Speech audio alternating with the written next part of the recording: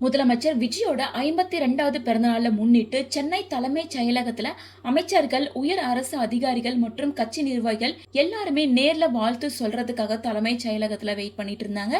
அப்ப முதலமைச்சருக்கு வாழ்த்துக்கள் தெரிவிக்கிற வகையில பிரம்மாண்டமான ஒரு கேக்க அவைக்குள்ளார எடுத்துட்டு போயிருக்காங்க.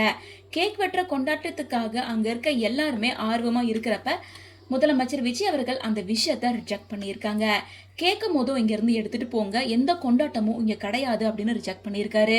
இதுக்கு பின்னாடி என்ன காரணம் இருக்கு அப்படின்னு பார்த்தோம்னா, நேத்து அதாவது ஜூன் 21 திருவள்ளூர் மாவட்டம் பெரியபாளையம் பக்கத்துல இருக்க ஒரு தனியார் இறால் பதப்படுத்துற தொழிற்சாலையில திடீர்னு அமோனியா கசிவு வெளியாயிருக்கு. சோ அமோனியா கேஸ் லீக் ஆனதால அங்க இருந்த 5 பெண் தொழிலாளர்கள் பரிதாபமா இறந்திருக்காங்க. மேலும் 65க்கும் மேற்பட்ட தொழிலாளர்கள் கடுமையான மூச்சு திணறலால பாதிப்பாகி தீவிர சிகிச்சை பிரிவில் அனுமதிக்கப்பட்டு ட்ரீட்மெண்ட் எடுத்துட்டு இருக்காங்க. சரி, இப்படி இந்த விஷயம் ஒட்டுமொத்த தமிழகத்துக்கும் பெரும் சோகத்தை ஏற்படுத்தியிருக்கு. தொழிற்சாலை விபத்து மற்றும் தொழிலாளர்கள் மரணம் குறித்து கேள்விப்பட்ட தளபதி விஜய் அவர்கள் அவங்களுக்கு தேவையான நலத்திட்ட உதவிகள் எல்லாம் பண்ணி முடிச்சதுக்கு அப்புறமா அந்த சோகத்துல இருந்து இன்னும் மீண்டு வராம இருக்காரு.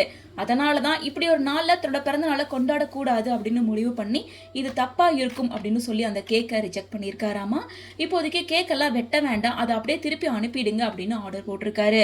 அதோட மட்டும் இல்லாம பாதிக்கப்பட்ட தொழிலாளர்களுக்கு வழங்கப்பட வேண்டிய அவசர உதவி, உயர்தர சிகிச்சை, மேலும் இதை கவனிக்கணும் அப்படின்னு சொல்லி அதிகாரிகளுக்கு ஆர்டரும் போட்டிருக்காரு.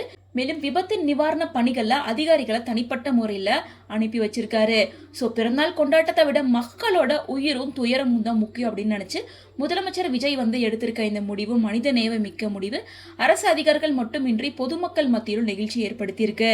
மேலும் இந்த விஷயம் தான் இப்போ சோசியல் மீடியால பேசு பொருளா மாறி பலருமே முதலமைச்சர் விஜயோட இந்த செயலை பாராட்டிட்டு வராங்க.